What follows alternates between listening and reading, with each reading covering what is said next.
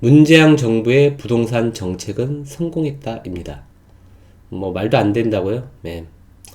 제가 무슨 그 어그로를 끌기 위해서 이렇게 만든 건 아니고요.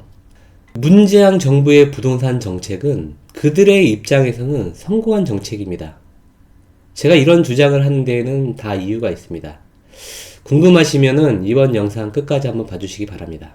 현 정부의 부동산 정책을 보면은 무수히 많은 이제 규제를 내놓았는데 실제는 이제 집값이 상승하고 있는 상태죠. 그래서 우리는 이 상황을 냉정하게 한번 생각해 볼 필요가 있는 것입니다. 정부는 집값을 잡겠다고 하는데 현실은 반대. 무언가 이상하다는 생각 들지 않습니까?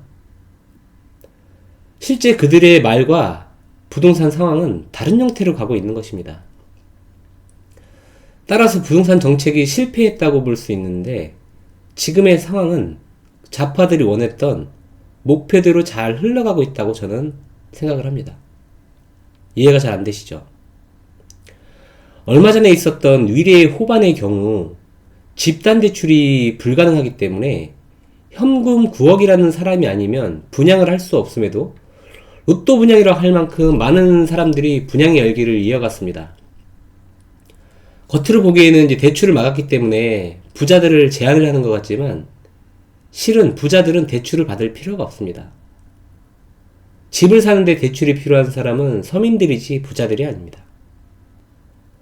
그렇게 위례 호반은 현금 부자들만 분양을 받을 수 있는 상황이 되었던 겁니다.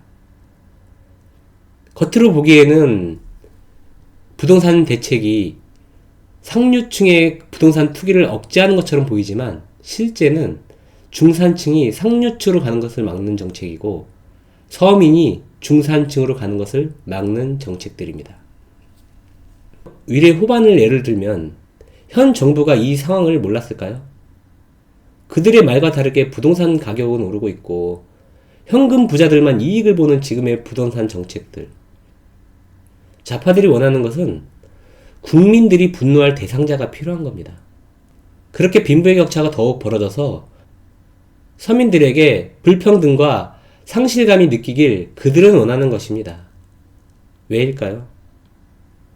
그렇게 불평등에 대한 불만을 많은 서민들이 느낄 때 그들은 그 불평등에 대한 부분을 해소해 주겠다고 하면서 정치적 의도의 메시지를 통해서 그들의 지지 기반을 늘릴 수가 있기 때문입니다. 좌파하면 떠오르는 것이 집회, 투쟁 이런 단어가 떠오르죠. 이런 형태로 사람을 분노하게 하여 인민재판을 하기를 그들은 원하는 것입니다. 따라서 비난할 대상자도 필요하고 불평등을 느낄 만한 상황을 만들어가는 것입니다. 빈부의 격차의 책임을 자신들이 아닌 부자들이 부정한 방법, 즉 부동산 투기라는 프레임으로 비난의 대상자를 만들어가는 것입니다. 지금의 부동산 정책은 빈부의 격차가 생길 수밖에 없는 정책들이고 이는 과거 노무현 정권 시절에도 마찬가지였습니다. 겉으로는 부동산 투기를 막겠다고 했지만 실제는 실수요자들의 대출 규제를 받고 있는 것입니다. 그렇다면 그들은 왜 수요를 억제하기 위해서 대출을 규제하는 것일까요? 서민이 중산층으로 가는 것을 원하지 않고 그들의 주 목적은 중산층마저도 서민화가 되기를 원하는 것입니다. 그렇게 빈부의 격차가 벌어져서 대다수 국민들이 가난해지기를 그들은 원하는 것입니다. 중산층이 서민화되고 그렇게 국민의 90% 이상을 서민화시켜서 국민들이 국가에 의존하게 만들고 그래야 통제가 수월하기 때문이죠.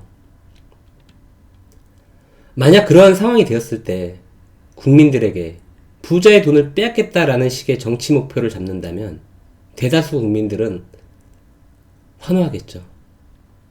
하지만 실제 그들은 최상류층의 돈을 빼앗지도 않습니다. 그저 선동을 위한 도구니까요. 그들이 원하는 그것이 독재 정권을 위한 것이 아닌가 이런 의심까지 하게 만드는 상황입니다. 세계에서 빈부격차가 가장 심한 나라 중 하나가 북한이죠. 상류층은 엄청 잘 살지만 대다수 북한 주민들은 가난합니다. 그들이 원하는 것이 한국을 이렇게 만들고 싶은 것인지 미국이 북한에게 경제 제재를 가하지만 우리는 현 정부로부터 경제 제재를 받고 있는 느낌입니다. 정말 안타깝습니다. 영상 여기서 마치겠습니다.